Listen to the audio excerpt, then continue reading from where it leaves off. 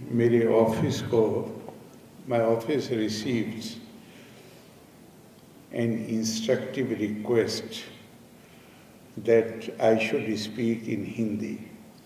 Therefore, I am going to speak in Hindi, but if there is any problem of understanding, because people from various non-Hindi regions are also here, then I will try to translate that. If anybody has problem, if they can just raise the hand, I will translate it into English. हमारे पूर्व राष्ट्रपति doctor Sarvepalli Radhakrishnan, I think this I should tell you in English and then I will translate. Dr. Radhakrishnan, who was our president, he received a letter from his friend informing him that he has been invited to a convocation, and he sought Dr. Radhakrishnan's advice as to what he should say to the young students.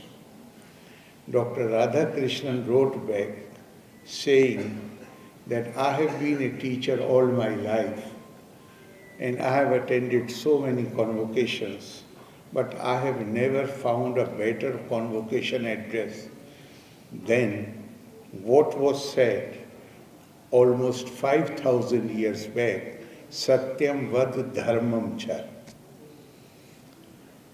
Speak the truth and do dharmam cha, righteous acts. मैं उसी तरह I receive invitations to attend the literary festivals, which I greatly enjoy. But on such occasions, I find it irresistible for me to quote two lines, because that, in my opinion, underlines the importance of literature, importance of all forms of expression. And that is, Sansar Vish Virakshasya Dui Phale Amritopame Kavve Amrit Rasa Swada Sallapa Sajjana Ne Saha. इस संसार की उपमा दी, इस संसार को एक विष वृक्ष की उपमा दी गई. This world is like a poisonous tree. लेकिन इस विषैले वृक्ष में दो फल ऐसे होते हैं जो अमृत से भरे हुए हैं. But in this poisonous tree yields two fruits of incalculable value, full of nectar, and they are Kavya Amrit. The classics, the literature,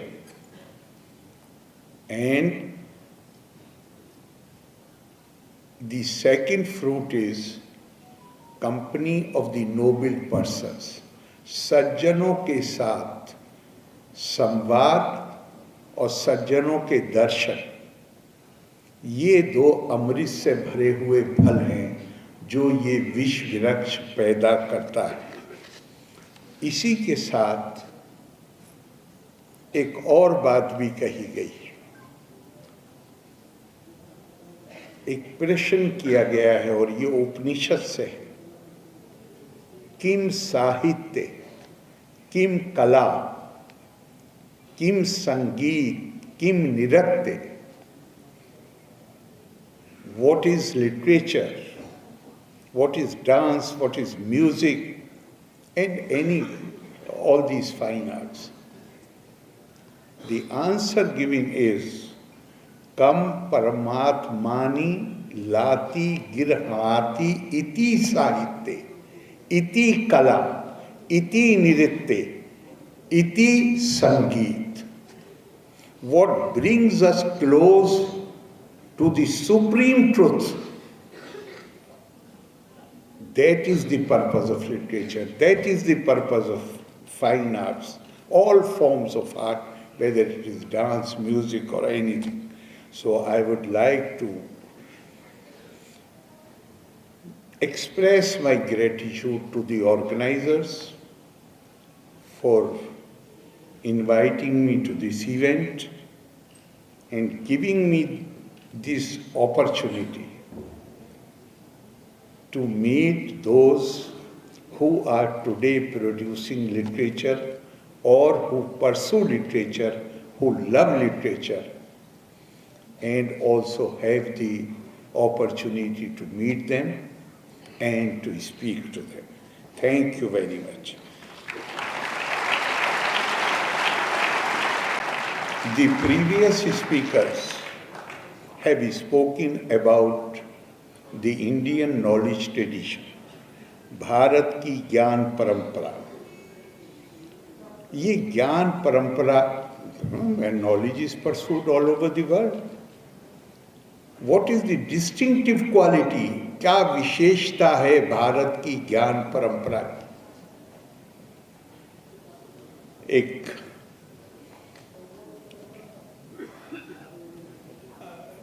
Urdu का एक शेर है, एक नहीं दो है, वहां पर ये कहा, ये नहीं बताया गया कि क्या है, लेकिन उसको स्वीकार किया गया. उसमें कहा गया यूनान और मिस्र रोमा सब मिट गए जहां से, बाकी मगर है अब तक नामो निशा हमारा. कुछ बात है कि हस्ती मिटती नहीं हमारी, सदियों रहा है दुश्मन दौरे ज़मां हमारा.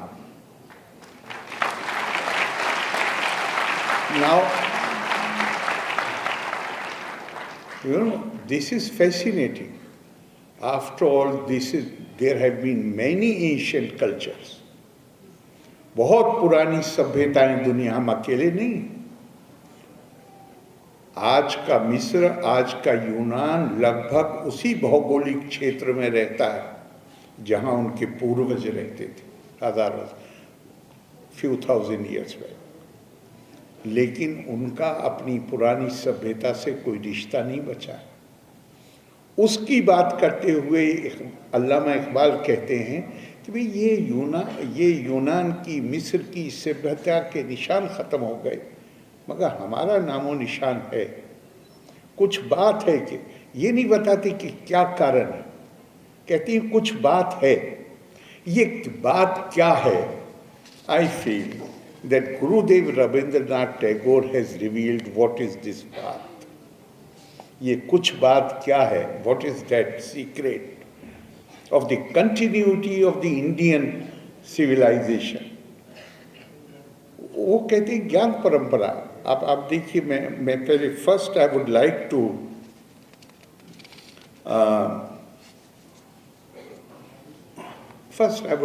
quote his own words. I love India, not because I cultivate the idolatry of geography, not because I had the good fortune to be born in her soil, but I love India because India has, through tumultuous periods,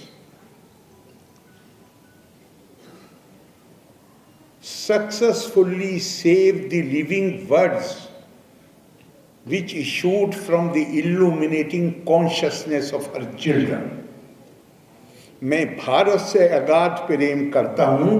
मेरा प्रेम इसलिए नहीं है कि मैं भूगोल की मूर्ति बनाकर उसकी अर्चना करना चाहता हूँ. मेरा प्रेम इसके लिए भी नहीं है कि मेरा ये सौभाग्य है कि मैंने इस देश की धरती पर जन्म लिया. मेरा प्यार भारत के लिए इसलिए है कि विषम परिस्थितियों में, कठिन परिस्थितियों में भी भारत ने उन जीवंत शब्दों को सुरक्षित रखा जो उसके बच्चों की अलौकिक चेतना से पैदा हुए थे. सत्यम ज्ञानम अनंतम ब्रह्म शांतम शिवम अद्वैतम. और एक दूसरी जगह गुरुदेव कहते हैं, भारत तब तक सच्ची स्वतंत्रता प्राप्त नहीं कर सकता। हमारी सभ्यता की निरंतरता है, we have continuity of civilisation, but we can not have true freedom unless what, वो कहते हैं तब तक स्वतंत्रता प्राप्त नहीं कर सकता unless it is recognized that her foundation is in mind। जब तक ये स्वीकार नहीं किया जाता कि भारत की बुनियाद मानस में है, जो अपनी विविध शक्तियों और उन शक्तियों में विश्वास के साथ हर समय अपने लिए नए स्वराज्य का निर्माण करती है। तो ये कुछ बात जिसका उस शेर में जिक्र है, इसको गुरुदेव ने बताया कि कुछ बात और कुछ नहीं। ये इसलिए है कि Indian civilization has always been known as knowledge civilization।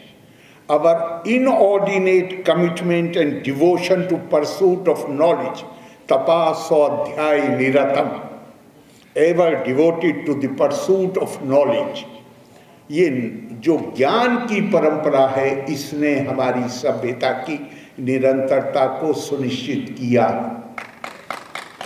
और इसलिए इस ज्ञान परंपरा के, इस ज्ञान के विस्तार और प्रसार में आपके जैसे महोत्सव महत्वपूर्ण भूमिका अदा करते हैं, इसलिए यहाँ आना बहुत अच्छा लगता है। एक और इसी संदर्भ में एक और बताना चाहूँगा कि हमारे एक वाइस चांसलर थे मैसूर यूनिवर्सिटी के, doctor B.N. Seal। He coined a beautiful phrase while describing India. He said, India is ever aging but never old। Ever aging but never old। ये कब संभव हो पाता है? चिर पुरातन नित नूतन, ये कब संभव होता है? ये भी तभी संभव होता है जब ज्ञान की अविरल निर्मल धारा, ज्ञान की निर्मल धारा अविरलता के साथ बहती रहे।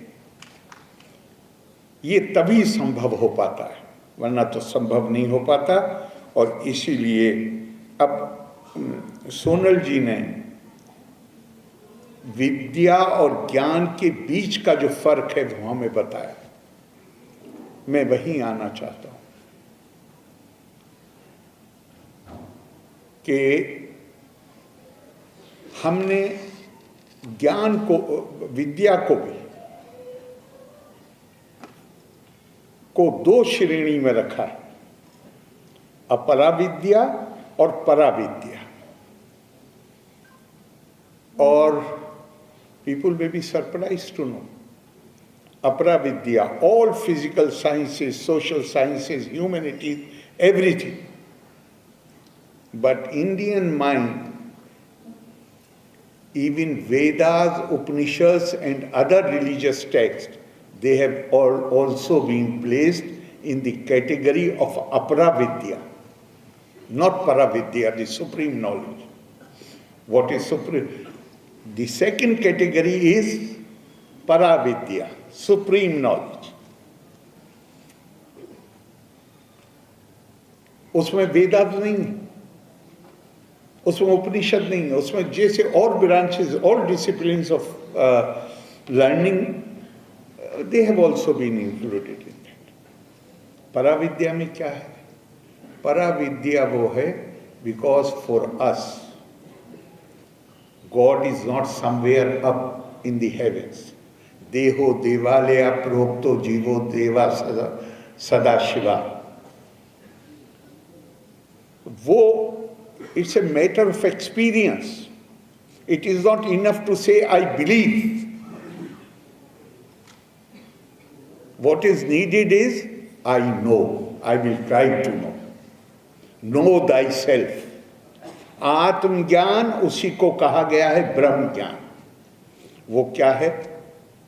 उनका यज ज्ञात्वा न पुनामोहम एवं यास्यसि पांडवा येना भूतानि अशेषेना द्रक्ष्यसि आत्मनि अथो मयि। When you really have access to that knowledge, then Bhagwan Krishna is telling Arjun, you will never become victim of delusion. फिर तुम कभी मोह का शिकार नहीं बनोगे। ये ज्ञान प्राप्त होने के बाद क्या होगा तुम्हारे अंदर? क्या what transformation will happen? You will start looking at everybody as extension of your own self. You will see everybody in yourself and then in me, that is God. तो इसे हमारे, again I would like to refer to a point which was made by former President Dr. Radhakrishnan. He said the process goes like this. Jnanodaya, enlightenment, and this leads to realization that there is no other. Every being is extension of my own self. And once this knowledge dawns on you, then naturally you can't have what to say of hatred. You can't have any even aversion for anybody. When you start considering everybody as extension of your own self, then the way you serve yourself, you start serving others as well. पहले देखो येना भूतानि अशेषेना. अशेषेना means without exception. कोई भी हो, फिर तुम उसको अपनी ही आत्मा का विस्तार देखो। और जिस तरह मैं हर किसी के, तुम्हारे दिल के अंदर बैठा हुआ हूं, तुम्हारे अंदर हूं मैं, उसी तरह तुम ये रियलाइज करोगे कि उस व्यक्ति के अंदर भी मैं ही बैठा हुआ। ये भारत का भी हमें बहुत जोर से कहा, इस दुनिया में जो नैसर्गिक नियम है वो विविधता। एक माँ बाप से पैदा बच्चे एक जैसे नहीं होते, उनकी सूरतें भी अलग होती हैं, उनके टेस्ट भी अलग होते हैं, उनको किस रंग का कपड़ा पहनना है ये भी अलग होता है।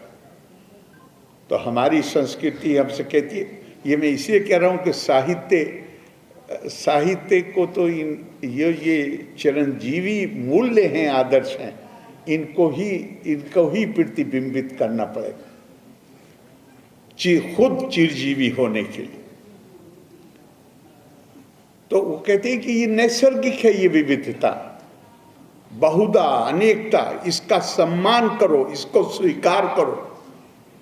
That is why Indian tradition does not favour using the term tolerance. Swami Vivekananda says, what tolerance? You are trying to patronize me. My belief, my opinion will survive because you are being nice to me? No. We have not to tolerate. We have to respect and accept every way of whatever way anybody chooses. लेकिन क्या कहता है tradition, परंपरा क्या कहती है? इसका सम्मान करो, इसको स्वीकार करो विविधता को, लेकिन यहां रुको मत। ये जो विविधता हमें नजर आती है, ये apparent diversity, but you should go beyond it and realise and see, start seeing the intrinsic unity. वो इन आंखों से नजर नहीं आती। We can't see that intrinsic unity with this physical eyes, इससे नहीं देख सकते। तो क्या कहते हैं? कहते हैं, ये फिर मैं I am quoting from Shrimad Bhagavad Gita, भावा मेकस्थमनुपश्यति तत् एवाचा विस्तारम ब्रह्मा संपद्यते तत्। तुम्हें whatever diversity you see in this world, जो कुछ भी विविधता तुम्हें नजर आती, जो इन पृथक भावों में एक परमात्मा को देखता है वो ब्रह्म, वो मुक्ति पा जाता है। समम सर्वेषु भूतेषु तिष्ठितम परमेश्वरम विनश्यस्व विनश्यंतम या पश्यति सा पश्यति। वन हु सीज, जो विनाश होती हुई वस्तुओं में अविनाशी को देखता है। One who sees in things which are perishable the imperishable, वो ही देखता है, दूसरा नहीं। मतलब हम इन आंखों से वो वास्तविकता, वो सत्य नहीं देख पाते। इसलिए हमारा ट्रेडिशन हमसे क्या कहता है, अपने एक तीसरा नेत्र की जरूरत है और उसका नाम है ज्ञान चक्षु। अगेन ज्ञान, उस ज्ञान चक्षु के माध्यम से आप देख सकते हैं। और इसको तो इतना ज़्यादा कहा गया है, चाहे आप उपनिषद लीजिए, चाहे गीता लीजिए, कि जहाँ ये कहा है कि वही आत्मा के रूप में वही परमात्मा हम सब के अंदर विद्यमान है। ऐशा देवो विश्वकर्मा महात्मा सदा जनानाम हृदय सन्निविष्टा हृदय मनीषा मनसा अभिक्लिरप्तो या एतत् विदु ते अमृता भवन्ति। जिनकी समझ में ये आ गया उन्हें ही अमृत प्राप्त हो गया, कि वो हर किसी के अंदर उसके हृदय में निवास करता है। और उसके साथ एक वार्निंग भी दी, वार्निंग दी है, मनसा एवा इदम आपता व्ययम नेहा नाना अस्ति किंचना मृत्यो सा मृत्युं गच्छति या इहा नानेवा पश्यति।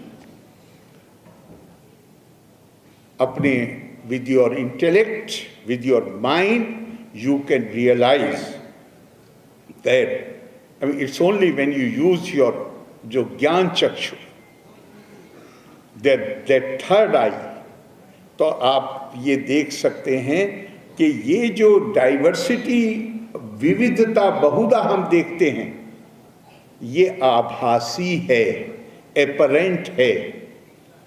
और जो इस एपरेंट आभासी विविधता को वास्तविक विविधता मानेगा, उसको उपनिषद वार्निंग देता है कि मृत्यो सा मृत्युम गच्छति या नानेवा पश्यति। जो इसको वास्तविक मानेगा वो मृत्यु से मृत्यु में यात्रा करता रहेगा, उसको मोक्ष कभी प्राप्त नहीं होगा। अब ये sometimes I feel, and I have said it at few places, if there are so many wars going in the world, so much bloodshed, so much hatred, so much tension, then to certain extent, we Indians are also responsible for it. As our Prime Minister Shri Narendra Modi has said few months back, we have given Buddha to the world, not Yuddha. हमने बुद्ध दिया है, हमने युद्ध नहीं दिया. We have not given war to the world. पर हम बड़ी कुछ हद तक जिम्मेदार. कहाँ जिम्मेदार हैं? स्वामी विवेकानंद बार बार कहा करते थे, भारत के पास एक संदेश है दुनिया को देने के लिए. India has a message to give to the world, because whatever I have told you earlier, these are the features. This is how Indian culture is defined, not by the color of my skin, not by the language which I speak, not the way in which I give expression to my faith or my belief, but by Atma. And that is the common heritage of all mankind. And therefore all mankind becomes one family. I am not criticizing, I am only making a comparative analysis. All other cultures either are defined, they are defined by supremacist principle. I am of this color, therefore I am superior to others. I speak this language, therefore I am superior to others. I practice this religion, this is how give I expression to my faith. I am superior to others. India does not have that. And that is why Swami Vivekananda repeatedly said that we have a message to give to the world. Had we been able to convey that message properly, I feel that today the civilization, world civilizations have reached at a stage where they also need a philosophy, principles which have essentially a universal vision. And this wish of the world was expressed through the Declaration of Human Rights in 1948, when for the first time entire human race accepted that human beings are entitled to dignity. But the Indian message, few thousand years back, at least 5,000 years back, 1948, we developed and we accepted this principle that not color, not language, not faith, every human being is entitled to dignity. India said 5,000 years back, every human being is potentially divine. Aham brahmasmi tattvam-asi. Ayam atma brahma pragyanam brahma. So, I hope that through this, already 5 minutes I have taken more. Thank you very much. So it is our responsibility, and particularly of the writers, authors, poets, and practitioners of other fine arts, that we should try to build an atmosphere in the world where a new awakening comes, respect for the other comes, and we build a new world order where peace, tranquility, coexistence are assured. Thank you very much. You have listened to me with patience. Loka samasta sukhino bhavantu. Jai Hind.